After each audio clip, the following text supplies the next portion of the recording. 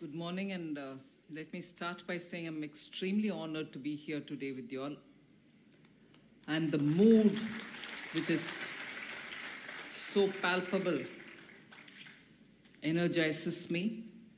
So thank you very much, Madam Principal, the Vice Chancellor of Delhi University, and also the Governor of the Chairman of the governing body. And it's such a inspirational start when you see energetic students before you. So thank you very much for being here in this number.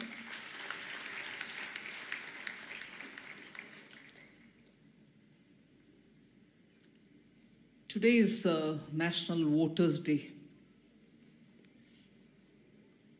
And that's because this is the day when, in 1950, the Election Commission was formed. Why is it important?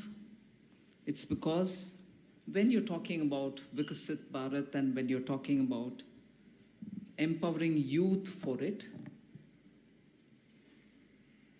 the country needs to have that kind of a democracy where duty is taken as a good virtue rather than be looked at with a scorn saying, oh God, who's talking about this now? My rights are more important. So duty is something which all of us will have to feel and feel for. And I'm actually happy that the Election Commission has started an awareness campaign on this day, and probably it will continue for some more days or probably a couple of weeks, for building awareness, for building consciousness about why we need to vote, and also to register as a voter. And I'm sure many of you all are going to be first-time voters. So it's important, and they've taken this one-line motto, if you want to call it, my vote, my duty. I'm glad that they've said that. It would have been easy to say, my vote, my right. It is certainly our right as a citizen of this country, once you're eligible to vote. But it is more appropriate, particularly given the fact that we are looking at 2047 as a developed India, Viksit India. We now should take every vote as our duty to vote and ensure that you're not going to take it as an off day, holiday, picnic day, going away with the family day, and who'll sweat it out standing in a queue before the polling booth day. No, it has to be, I will go cast my vote and I will choose that leader in my constituency who's going to be dedicated for this country. So be sure that you're choosing the right person. So I start with that because today is a very important day, but more important, I would think, is the fact that Hindu College is now going to be 125 years older than the Delhi University. Gives you a bit more of a right to talk up to the Vice Chancellor to say, hey, listen to us. And also, your parliament is older than the national parliament, which is what the speaker said. So in every way, you're going to be the wise, old, young population. And I think that's a very strong point to stand up and have this, as was said by your chairman, was it, or principal, have this strategic dialogue. The strategic dialogue about empowering youth for a Viksit Bharat. So you have a bigger, greater role to play. One, to set the agenda, to play the role yourself, and be the messenger for students all over the country. And I'm not setting a new responsibility on you, but a wonderful history that your college has had. I think it is now on your shoulder to replay that role. what kind of people have passed through these college corridors. Of course, 3 of them are my own colleagues. Hardeep Puri, Meenakshi Lekhi, Rao Inderjeet Singh. And of course, you have them all in every walk of life. Sports, you have your Gambhir. And for those of us, the chairman governing body mentioned about South, North, and Hindi, non-Hindi. Manoj Kumar used to be that one person who's acting, who's singing, who's whatever, used to be shown during Independence Day, during Republic Day in the South, because that was the only set of patriotic Hindi songs we could hear. So he's from your college, isn't he? So you actually have so many great people, inclusive of the chairman of your governing board, who have all been, educated in this institution. Great diplomats, great journalists have all come through these, portals. I was very impressed when I read that, was it the rector of this college or warden of one of your hostels? Warden. Who had silently kept Chandrasekhar Azad, although he was staying here incognito. And the story doesn't end there. He was pulled up, he was taken to task, he probably even was put to jail for having kept him here. People dared the British government from here. Several meetings were held as to what India would do once it gets its independence in Hindu college. So even with the British around, what is now, of course, popularly, not so popularly called as Macaulaism, which is not new to us or only unique to India. If I can recall, even countries like Singapore have an equivalent for Macaulaism. I think it's called Pinkerton syndrome or something in Singapore. That you want to have the English language, no doubt. But you don't want that formula of education here. You want a formula of education which will be very rooted in India. And the founding members of this college established this college in 1899 as a counter to that Macaulaism. Look at the foresight, amazing foresight. And it is because of that, people who are grounded in Indian value systems, who felt for the nation, and who really wanted India to be unique in its own way, but yet be at par with the countries abroad, had a wonderful blend of infusing Indian values, thinking for the country, putting the country before us, but yet taking the education which has been given to us. That kind of a blending can be done only by college managements which understand what role education plays in the so-called man or person-making process, which is required for every country. When you go abroad, like many of the references made here, they seek Indian students. They want Indian graduates. You have the same set of skills like many others, some even better skill sets than us. But we are preferred because we are good team players. We understand the role of leadership when it is with somebody else and the role of leadership when it is given to you. So it is that blend of values and working conditions that you understand that Indian students or Indian graduates are preferred in workplaces. But yet sometimes we can also be a free radical, and that is where you find stray examples of people probably doing things so very differently. Sometimes fits in the system in which they belong, or sometimes it does not. But on an average, Indian students are preferred because of these unique attributes with which we are brought up. And I would think, therefore, for a college like Hindu,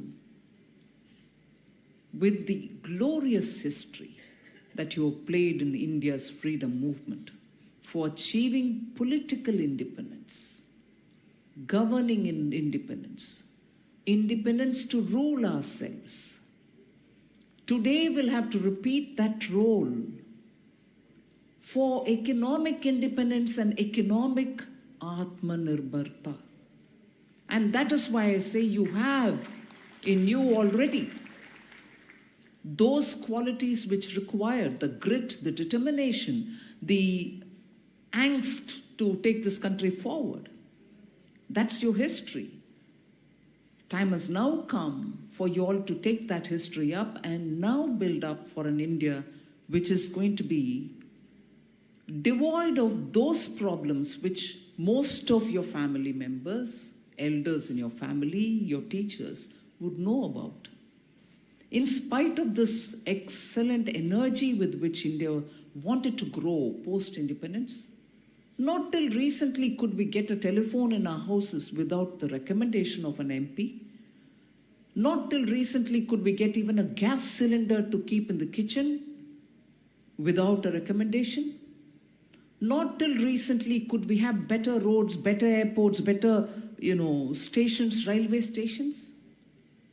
And not till recently, there were enough medical admissions, seats in medical colleges, seats in engineering colleges. Engineering was slightly better than the medical, but today all of them are being ramped up with a sense of urgency. If you ask me, in the last 10 years, what's so different? Even governments earlier provided roads. Even earlier, governments provided houses. We also gave drinking water down to the level of villages. But I'm purposely saying this, in 2014, there were still a huge number of them waiting for their houses, waiting for water, waiting for electricity. And when I say huge numbers, more than 50% of those who deserve it were still without one. 70 years, or let's say 60 years, 50 years, went without that sense of urgency, saying if we don't give this basic connectivity, when are we going to empower people to do their own, choose their own, decide on their own to say, this is how I want my family, my children to progress? You're leaving them to fight for the basic necessities. So that's where I want to say the underlying principle cannot be, and I am coming back to this duty versus right, empowerment versus entitlement, that unless we empower our citizens, not just to vote, but also to say, yes, my basic needs are all available, not because I'm entitled to it, but everybody has got it, I've also got it. Will I have the peace of mind to say where my students should go, children should go to a school, where I should go get a treatment and so on.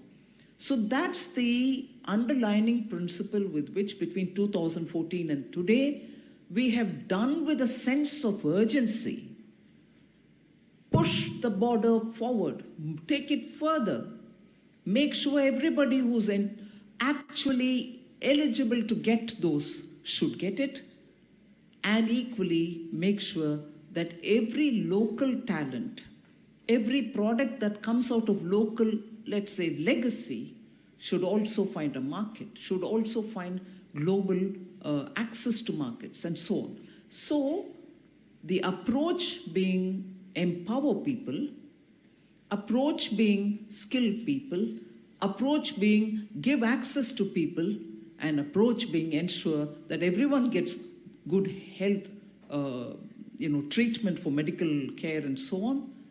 We have expanded that, and we are today close to saturation in many of these fundamental things which should be available irrespective of who you are.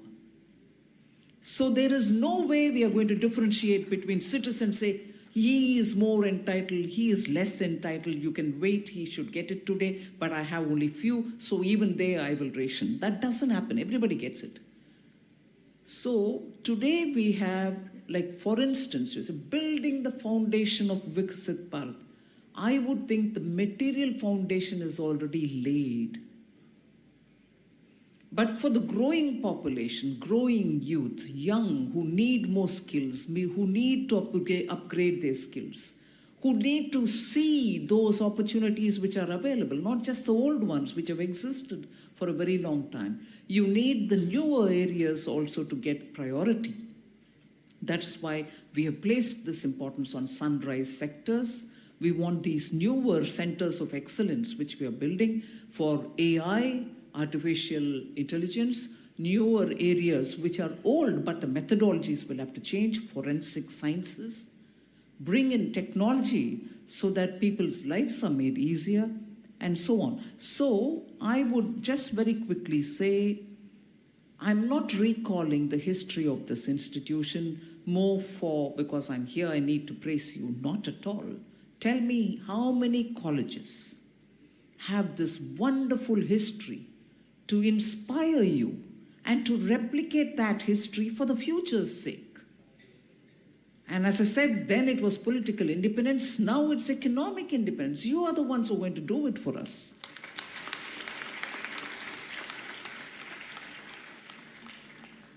Your history should be our future.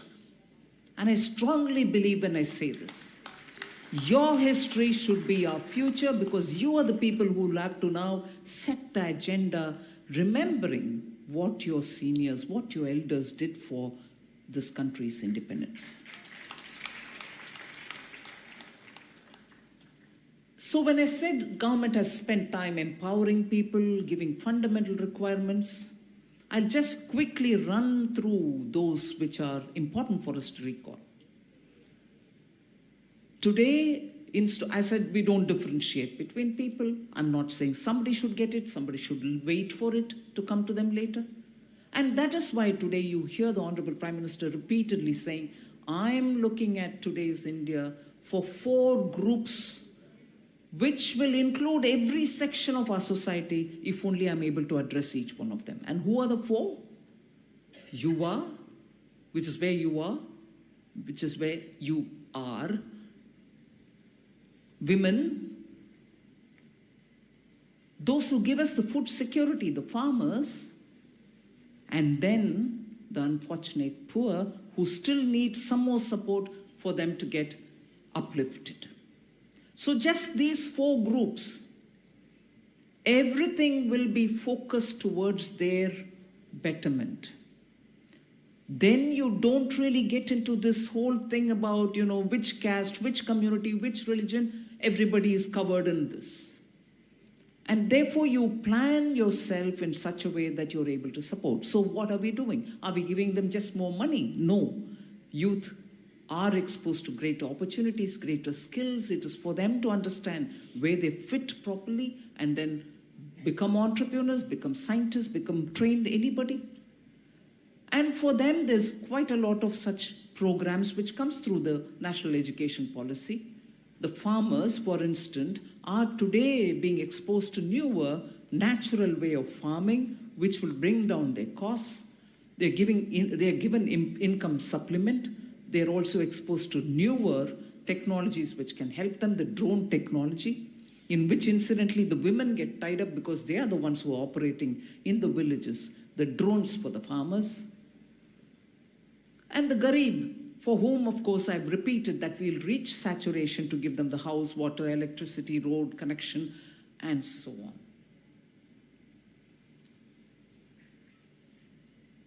I therefore appeal to the management of Hindu College. You have 2 pillars on which you are going to empower your students towards Viksit Bharat.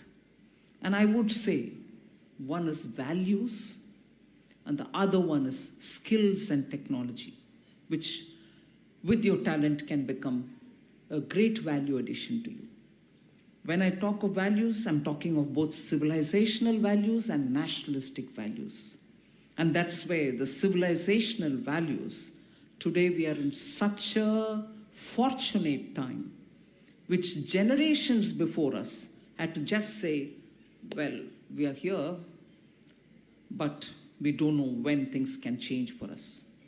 Today we see the generations before us who have not seen the fortunate moment, through our eyes are able to see that the restoration of civilizational values has been seen on the 22nd, which all of us, we were all in different parts of the country, but all of us through the country saw it and lifted our head with such happiness. And I'm sure you saw it, the Pran Pratishta in Ayodhya was such a wonderful experience. For generations to come, this day will be remembered as a very important civilizational marker. Next, of course, is the nationalistic value, about which I've spoken a lot. Two things at the ground level, which I think will strengthen that, is all of you, irrespective of your tastes, aptitude, whatever, should play some games. You need to be together, play, compete, fight, but end that at the end of the game and go back.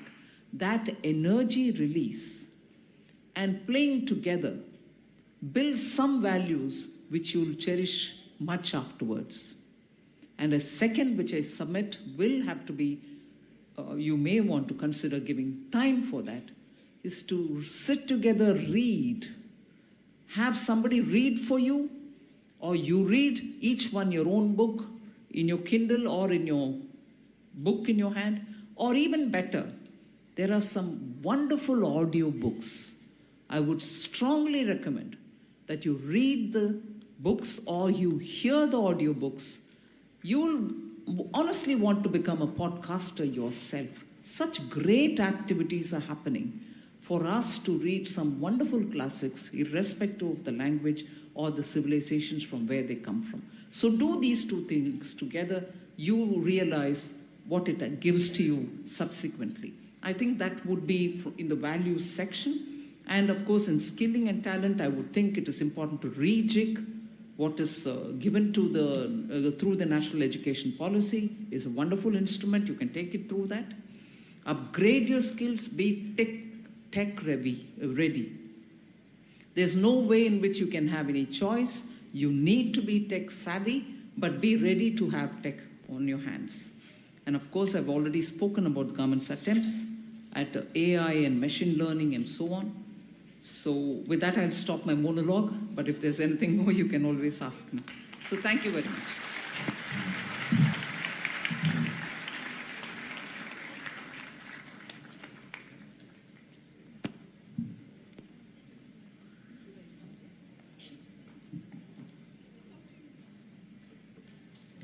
Thank you so much, ma'am. Your words have inspired us, and your valuable insights have truly aroused a sense of patriotism and unity among us all. Your words of praise for Hindu College and its alumni will definitely remain etched in our memories forever and ever. It's time that we open the floor for the young, enthusiastic, and very fortunate audience to have an interactive session with the Honorable Finance Minister. Students are requested to please raise their hands for asking the questions and introduce themselves as they do so. I request the volunteers for taking care of the mics.